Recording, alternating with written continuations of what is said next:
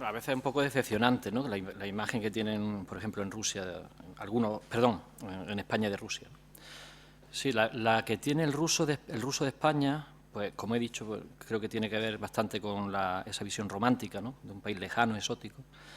Luego pasando por, claro, los acontecimientos históricos, ¿no? Siempre ha habido paralelismos, la lucha contra el francés, luego en la Unión Soviética, ayudar a los españoles, ¿no? A mí me contaba sobre lo que antes hablabais, ¿no? Con el profesor Marc, que uno de los españoles que estuvo en la División Azul me dice que cuando llegó a Rusia se quedó sorprendido de cómo lo acogieron allí, porque en Rusia lo acogieron como era el enemigo, ¿no? Y a él en todos lados lo recibían como un amigo, ¿no? Por la cercanía, quiero decir, por que sentían hacia España por las cuestiones políticas, ¿no? El apoyo a la República, a la guerra civil, etcétera, ¿no? Del bando soviético. Y por otro lado, creo que la opinión que tienen los españoles de Rusia está muy mediatizada por el hecho de que estamos después de la Guerra Fría, sobre todo, ¿no? En el otro bando, aunque también es verdad que hay mucha gente en España que en la época de Franco, donde las relaciones eran mínimas, se interesaban por Rusia, no solo los comunistas. Y yo creo que hoy en día más bien eso depende de, pues, el hecho de estar en el otro bloque, ¿no? Estamos en la OTAN, estamos en Europa Occidental. Los medios de comunicación, pues aquí marcan, creo yo, la línea de pensamiento, ¿no? Es decir, el enemigo, ¿no? Eso. Creo que es, bueno, resumiendo así un poco lo que...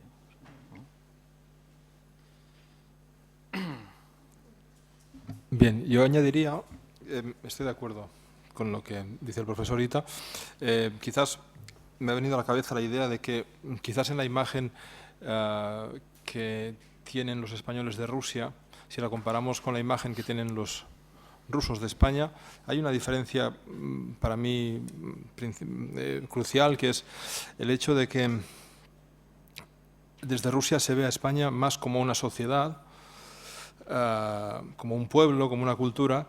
En cambio, desde España, sobre todo hoy, quizás antes también, se ve a Rusia como un país y sobre todo como un Estado.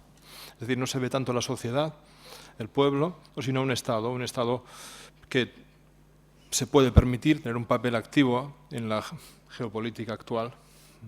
Y eso, como queda reflejado en la prensa, y la prensa española, desgraciadamente, es una marioneta muy frágil, crea una opinión, una imagen, más que una opinión, una imagen, porque opinión quizás ni a eso llega, de un agente como, no sé, una amenaza, un potencial agresor, ¿no?, de Rusia hoy día. Yo creo que eso es un factor que hay que tener en cuenta. Luego, a pesar de que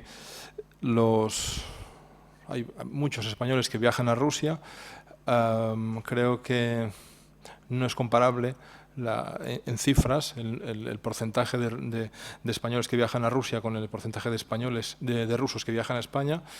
Por lo tanto, la imagen que tengan los rusos hoy día, que creo que se aleja cada vez más de esta imagen estereotipada de la tradición literaria que también ha retratado el profesor Ita, sino que se basan ya en información constatable, en hechos y sobre todo en cosas vistas con los propios ojos, ¿no? Quiero decir que el ruso tiene una inquietud a viajar y si puede, pues digamos, satisface esta inquietud, por lo tanto hay un conocimiento mucho más real, mucho más de primera mano, según lo veo yo, por parte de los rusos, y que sustituye esos estereotipos. En cambio, por parte de los ciudadanos españoles, el porcentaje de viajeros es mucho menor y aparte, por la idiosincrasia del turismo que se hace en Rusia, digamos que creo que es mucho más difícil que el turista español consiga traspasar esa primera capa, digamos, que hace que el ruso vea solo el español, perdón, vea prácticamente solo los monumentos cuando viaja a Rusia y que no pueda acceder al contacto con la población o con realidades un poco más interesantes y que reflejen de verdad la cultura rusa, sino que es mucho más frecuente que el español cuando viaja a Rusia se quede con la fachada, por una cuestión del factor específico, digamos, de cómo está organizado el turismo y después también porque, digamos, quizás le importa menos tener una posición bien fundamentada sobre Rusia y quizás se limita con los pocos datos que tiene a través de la opinión pública española y algunos estereotipos que aparecen desgraciadamente pues en el cine, sobre todo comercial norteamericano, etcétera, ¿no? Entonces, pues creo que eso es algo que tenemos que tener en cuenta. Y yo como única rusa, que de verdad a mí me duele mucho aquí en España cuando escucho estas noticias de Rusia.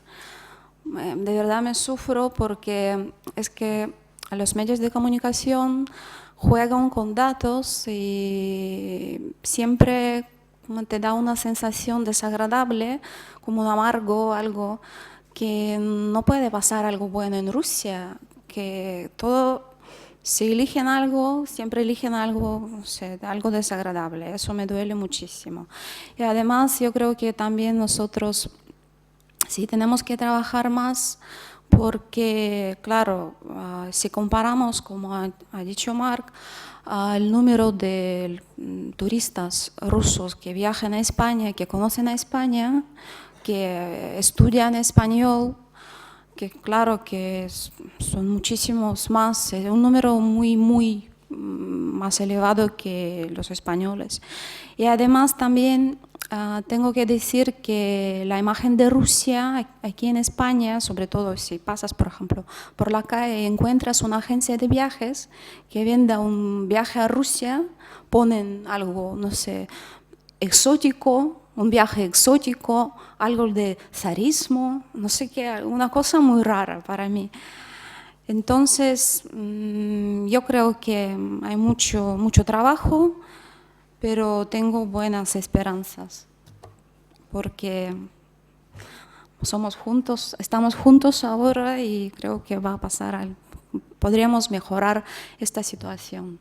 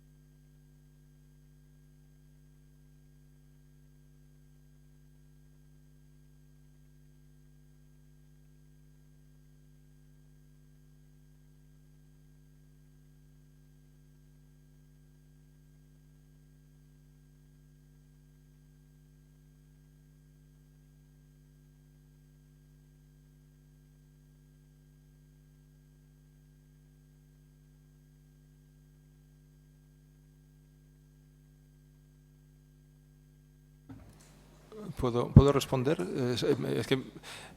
Perdón, Joaquín. Precisamente, sí, agradezco esos comentarios porque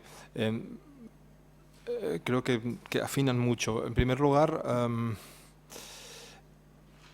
yo mismo me di cuenta de un fenómeno que no sé si ocurre en la prensa rusa, y es que en el año 1993, cuando Yeltsin dio el golpe de Estado y ocupó por la fuerza el Parlamento ruso, el corresponsal de La Vanguardia, Rafael Poc, bueno, escribía sus crónicas, pero aparte de las crónicas que hacía, escribió un artículo llamando lo que hacía Yeltsin golpe de Estado y llamando las cosas por su nombre, vamos.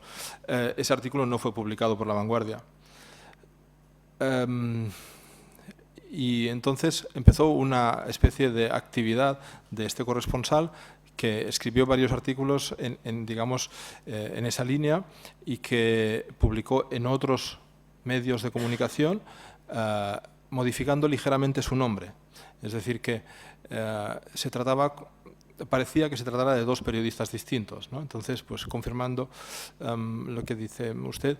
Y después, sobre la cuestión de los medios de comunicación, cuando he dicho que considero que los medios de comunicación españoles son una marioneta, no quiero, o sea, eso no quita que considere también que los medios de comunicación rusos también lo son, eso está claro, ¿no? Es decir, no es que quiera. Pero es cierto que creo, por lo menos, que el lector ruso, el lector del periódico, ya parte de una posición escéptica de entrada, ya tiene una tendencia natural a no creer lo que dicen los medios de comunicación, y en el caso de que le interese por lo menos intentar escarbar un poco en la verdad, es posible que busque más de un medio para poder modelar su opinión, ¿no? Cosa que probablemente le distingue, le diferencia del lector de periódicos medio español que tiene un periódico de confianza que es el que conforma su opinión sobre los temas actuales. Estaba a seguir la línea de reflexión de Marc, del profesor Marc Zorrilla, que claro, siempre las generalizaciones son realmente odiosas, ¿no? Porque depende de la opinión que tiene la gente o la tendencia, la inquietud, dependiendo también del ámbito, del estrato social, ¿no? De dónde viene, etc. Pero sí, yo creo que sí se puede decir que es verdad que los rusos, seguramente porque en la época soviética solo podían viajar en los países del este, que llamamos, ¿no? De influencia soviética, y no podían viajar a Europa Occidental, conocían mucho de Europa Occidental a través de la literatura, se interesaban bastante más, yo creo que, entre otras cosas, porque no podían salir, ¿no? Se interesaban también más, porque del momento que prohíbes algo hay más interés, ¿no? Y sobre todo por la cuestión cultural. Bueno, realmente los medios de comunicación, y lo que acaba de comentar el profesor Torquemada, digo, influyen, ¿no? Determinantemente, porque si los medios de comunicación nos dan una visión del país a través de la cultura, de la literatura, del arte, ¿no? Hoy en día, pues, es decir, la influencia que pueden ejercer es preocupante, ¿no? Porque te pueden dar una visión mala, negativa, y aunque hay gente que dice, bueno, no me creo lo que dicen los medios de comunicación, pero mucha gente es que es la única fuente que tiene, ¿no? de información. Pero sí que se puede decir que yo noto que en los rusos hay una mayor inquietud en general por conocer lo de fuera y en particular España, por ejemplo, que por parte de los españoles para eso, ¿no? Yo, por ejemplo, recuerdo que en mis años de estudiante en la Unión Soviética, aunque digo que también hay de todo, ¿no? Hay de todo, pero cuando volví a Granada, concretamente a mi pueblo, me preguntaban, ¿y qué tal? ¿Mucho frío en Rusia? ¿Mucho ruso en Rusia? Bueno, es decir, poquito más me podían preguntar. Cuenta. Traducciones, aquí tenemos eminentes traductores, ¿verdad? Mañana tendremos la oportunidad de disfrutar, ¿no? Cada vez más son las traducciones directas, ¿no? De la literatura, por ejemplo, rusa al español. Eso es algo que se agradece, ¿no? Dentro de esta nota preocupante que hemos comentado, ¿no? ¿Pero es el resultado de una política estatal o es...? Yo creo que es, no sé, depende seguramente de varios factores, sobre todo del hecho de la relación, quiero decir, de las relaciones que se han ido dando, la creación de centros de estudio, especialistas españoles que han ido allí, a la Unión Soviética, ¿no? Estudiantes que han tenido la oportunidad, como nosotros, ¿no? De ir a pasar allí una estancia, etcétera, ¿no? Es decir, que esto ha sido determinante, ¿no? O sea, más por iniciativa quizás personal.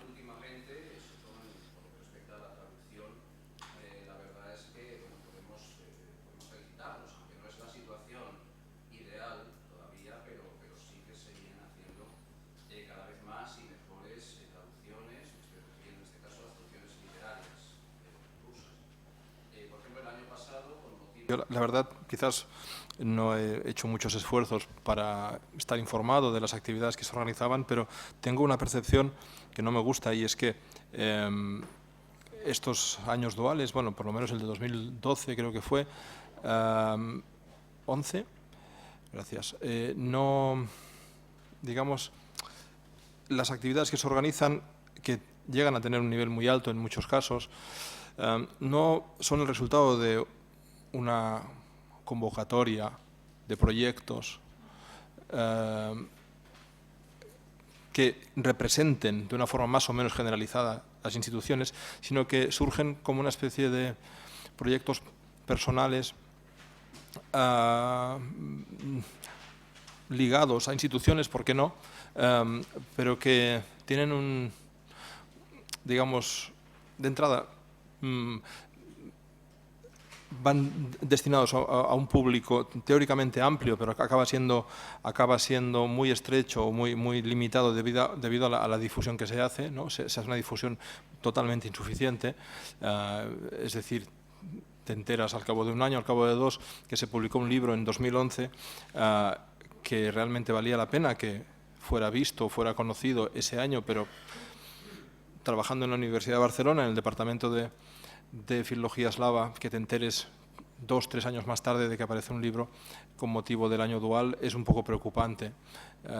Entonces, la sensación que me da es que son actividades prácticamente relacionadas con proyectos personales, ¿no?, o de unas instituciones que reciben algún tipo de ayuda para poder realizar un proyecto, pero que, digamos, eso no responde al concepto de lo que tendría que ser un año dual, que es un año en el cual se ponen en contacto dos sociedades y hacen difusión previa, me refiero, antes de que aparezcan estos proyectos, porque si no, pues no te enteras.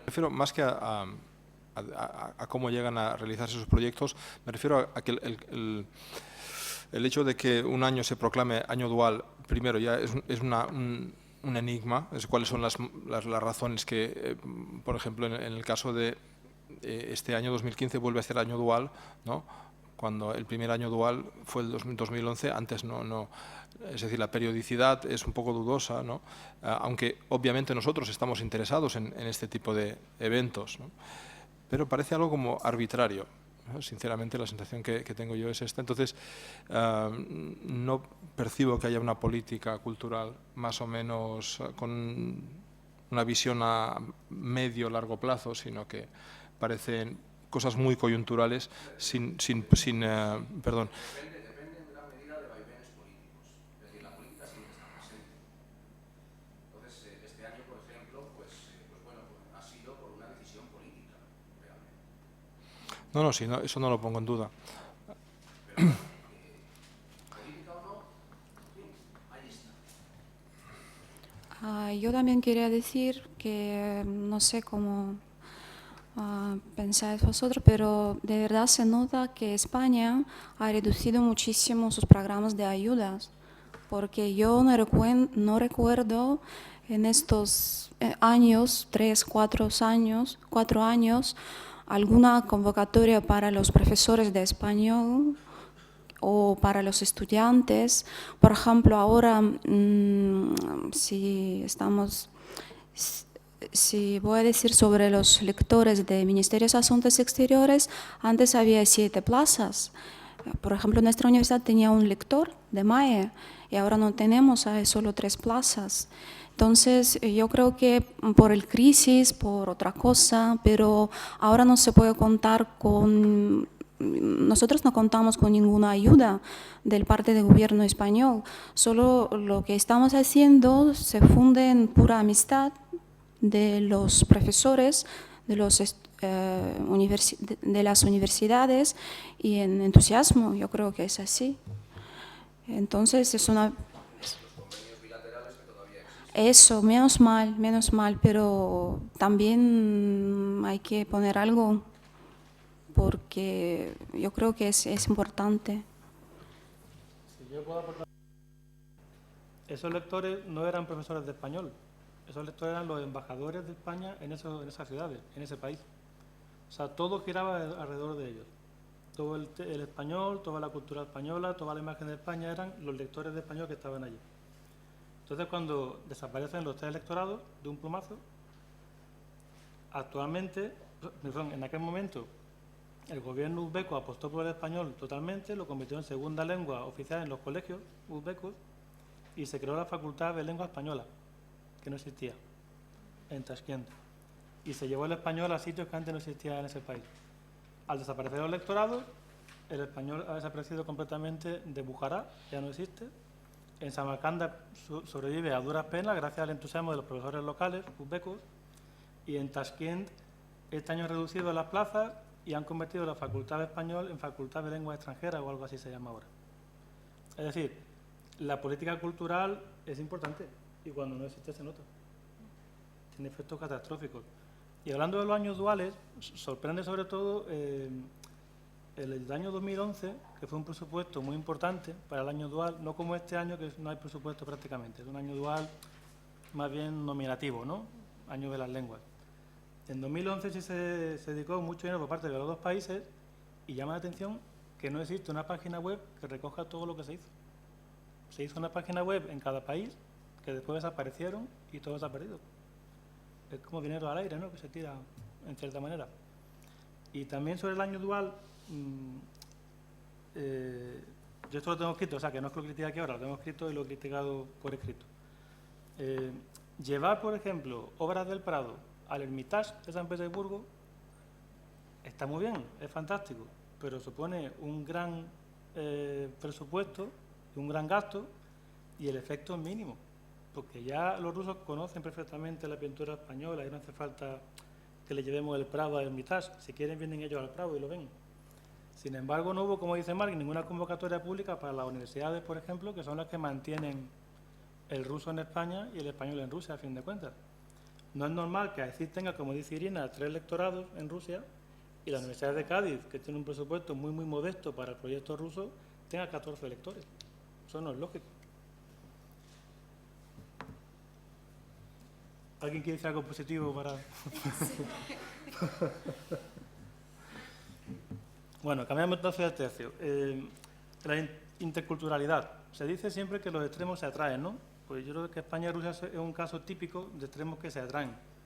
Es curioso que 2 países tan lejanos y separados por tantos países europeos, cuando entramos en contacto españoles y rusos, hay una conexión mucho más directa que, por ejemplo, de un español con un alemán o un español con un sueco. Hay una conexión ahí. Entonces, ese enigma, a ver si entre todos aportamos varias ideas que podamos descifrar por qué eso es así. Porque es una cosa realmente curiosa y extraña. No sé si alguien quiere aportar alguna idea. Sí, yo quiero sobre ese tema, que es muy interesante, por cierto, porque es una cuestión que muchas veces te planteas, o los propios rusos te plantean, ¿no? Dice, tenemos muchas cosas en común. Yo creo que, bueno, pues, seguramente que hay factores históricos. Debe haber. La influencia musulmana ha marcado mucho el carácter del español, y la historia está ahí, aunque nos diferenciemos mucho del español de la Edad Media, ¿no? Pero los rusos tuvieron la ocupación tártara también, ¿no? Influencia musulmana.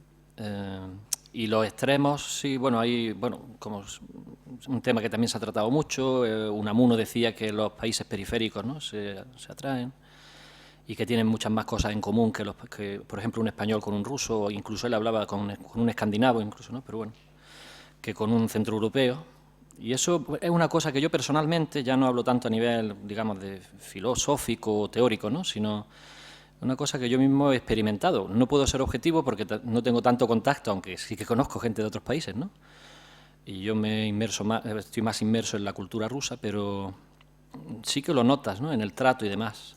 Es verdad que cuando llegas, es decir, el viajero español que llega a Rusia o que llegaba antes a la Unión Soviética, encuentra primero en la mayor parte de las ciudades, ¿no?, es decir, más frialdad en el trato, pero una vez que ya los conoces y que, quiero decir, una vez que ya sí que conoces a la gente, ¿no?, ya es otra cosa, ¿no? Y cuando estás hablando, cuando estás intercambiando cualquier tipo de, no sé, cuando entras ya en una relación con otra persona, ¿no?, del tipo que sea, te das cuenta que realmente hay muchas más cosas en común que con... Eso es una apreciación personal, subjetiva, pero yo creo que sí, que existe esa... Ya digo, puede depender de cuestiones históricas, no sé, o lo que sea, geográficas, no sé. Países periféricos.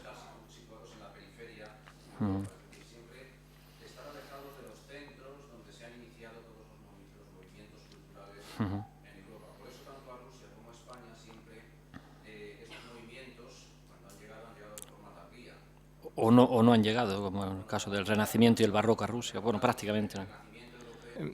Entender sobre qué interesa trabajar, pero en cualquier caso creo que es una cuestión también de que la cultura rusa o la filología eslava, como le queramos llamar, es un campo de conocimiento lo suficientemente importante y digno como porque para que, independientemente de las similitudes históricas entre España y Rusia, España tenga una rusística digna, una eslavística digna, igual que tiene una germanística o una romanística dignas, ¿no? Es decir, es una cuestión independientemente de cuál sea el recorrido, digamos, histórico y de estos pueblos, ¿no? Esto es una cosa que, según me parece a mí, una cuestión que, si la miramos desde el lado inverso, es imposible que se plantee, ¿no? Si la hispanística en Rusia tiene derecho a existir o no, o tiene más apoyo o menos apoyo de las instituciones de enseñanza superior y de los ministerios correspondientes, por supuesto. Por lo tanto, aquí, digamos, quien falla, sobre todo, ¿no?, digamos, es nuestro sistema académico que claramente no apoya lo suficiente los estudios de filología eslava y de rusística. Yo también quería decir que yo creo que los rusos españoles tienen esta capacidad de adaptarse en otra cultura y no solo adaptarse, pero amarla de todo su corazón. Entonces, yo creo que por eso. Y claro, se puede contar muchas historias. Personalmente yo, al llegar a España, me sorprendió mucho por qué tengo que besar a todo el mundo. ¿Por qué me besan? ¿Por qué tengo que besar 20 personas desconocidas, por ejemplo? Pero ahora no hay ninguna dificultad. Entonces yo creo que somos capaces y para adaptarse. Yo creo que esto es fundamental. Sí, pero bueno, yo quería añadir que a pesar, de, insisto, de las diferencias que evidentemente hay, ¿no?, también por cuestiones geográficas también, ¿no?, pero sí que hay, se aprecia, bueno, esa similitud, ¿no?, y esa proximidad entre lo ruso y lo español. Yo creo que puede depender incluso del clima. Claro, en España hay diferentes climas, ¿no? Pero esos cambios, ¿no?, el clima extremado también, eso influye en el carácter, yo qué sé, ¿no? Y el hecho de no vivir la vida de una forma tan ordenada, tan organizada, ¿no?, eso es visión que es más propia del centro europeo, aunque también es un estereotipo, ¿no?, pero no sé, ser un poco más despreocupados, no tan calculadores, ¿no?, como otros centroeuropeos, ¿no?, es algo ¿no? Y en el momento en que entabla relación, yo creo que los rusos y los españoles muchas veces se quedan sorprendidos de la proximidad, ¿no?, que sienten. Eso yo lo digo en el plano personal, pero que es algo que lo ha vivido mucha gente y que mis compañeros seguro que pueden corroborar, ¿no? Yo sí quería comentar en ese sentido, abundando un poco lo que ha dicho Mar, y voy a ser un poco más dura. A mí me da la impresión de que nosotros no descubrimos nada, sino que siempre nos descubren a nosotros. A mí me da la impresión de que la cultura española siempre está Una cosa que sí es un hecho, y creo que Joaquín Torquemada ha hablado de esto, es un proceso de empobrecimiento cultural que se puede medir década tras década desde los últimos 40 años, ¿no? Eso es directo. Entonces, en general, ese empobrecimiento, esa limitación hacia un tipo de productos culturales que se reduce hasta el absurdo, ¿no? Eso por un lado. Luego también, en el sistema universitario nuestro, pues efectivamente se da un proceso que yo creo que,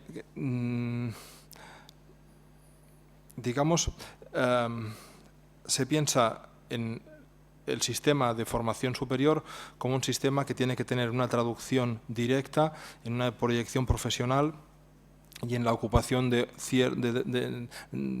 ciertos lugares de trabajo, digamos, determinados, ¿no?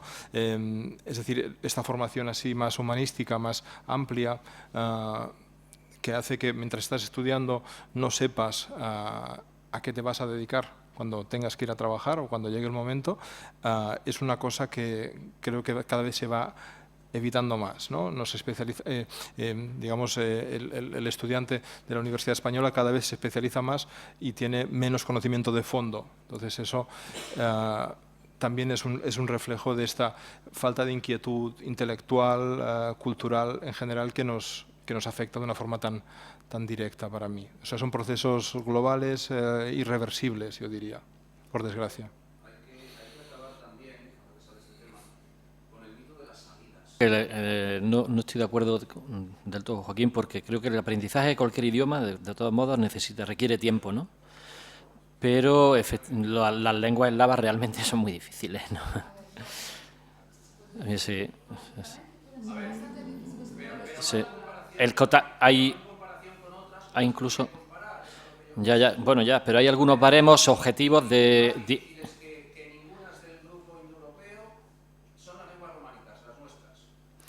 Bueno, depende, cada idioma tiene su dificultad, ¿no? Pero, por ejemplo, hay baremos así a nivel de idiomas por dificultad, ¿no? Y creo que el polaco era uno de los primeros, el ruso.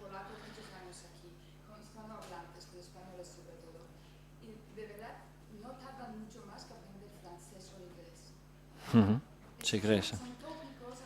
Bueno, sí, ciertamente.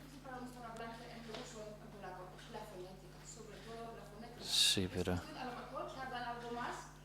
Bueno, yo...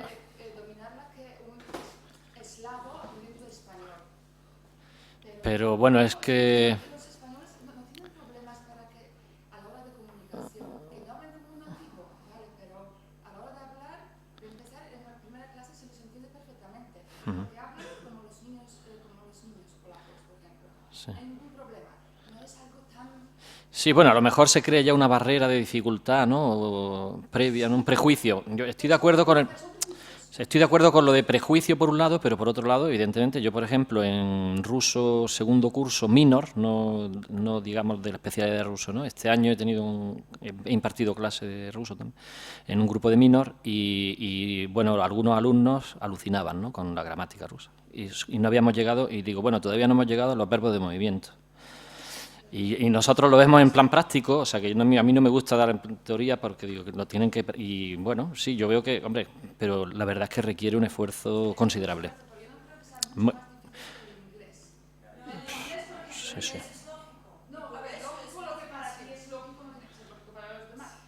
Pero bueno.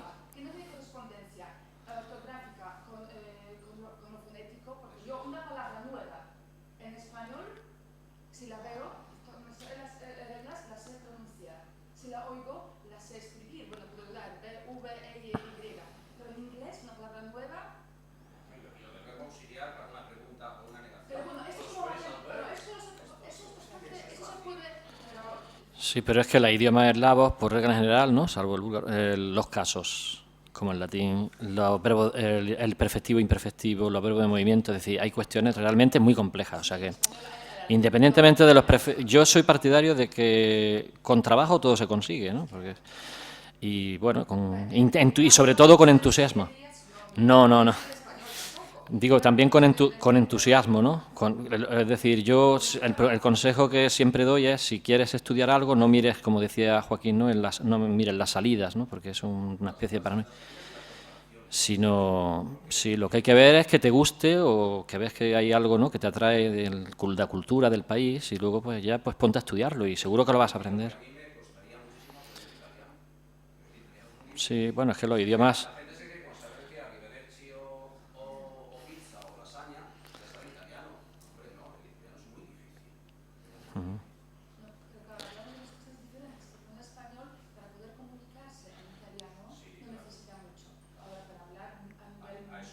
A un buen nivel, claro, ya siempre se hace.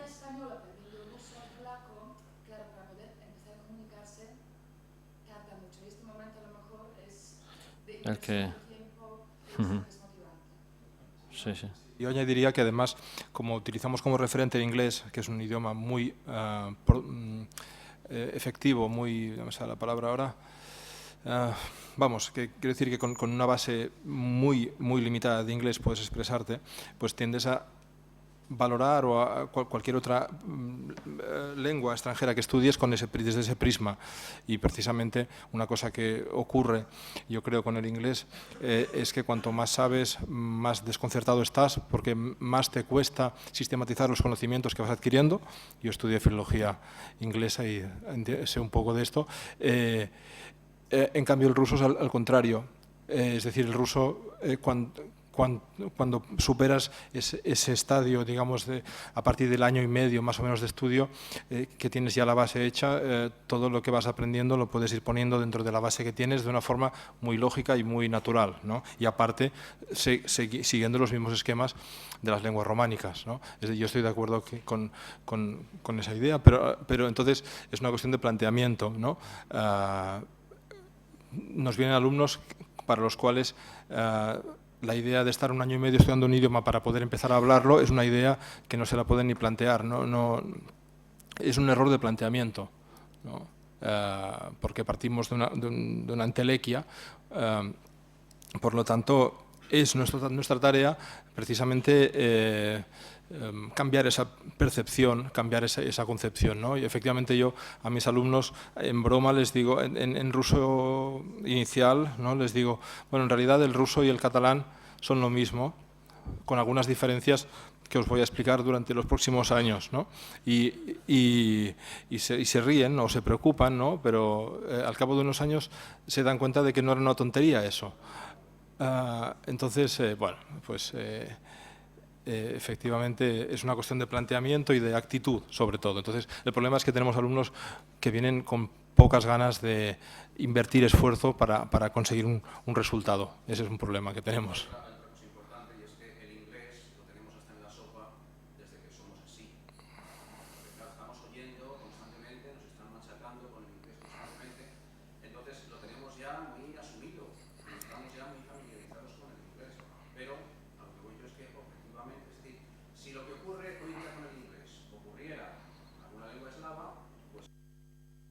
Una breve apreciación, ¿no? Es decir, yo he notado desde finales de los 90 que hubo un boom por las lenguas eslavas, y en particular por el ruso. Había muchos intercambios que se cubrían, ¿no? Con distintas, las universidades de Moscú, San Petersburgo y demás. Y en los últimos años me quedaba sorprendido, esto eso creo que tiene que ver también, hablo de filología eslava, ahora ya es lengua moderna, ¿no? Ya desapareció la especialidad, aunque se mantienen muchas asignaturas.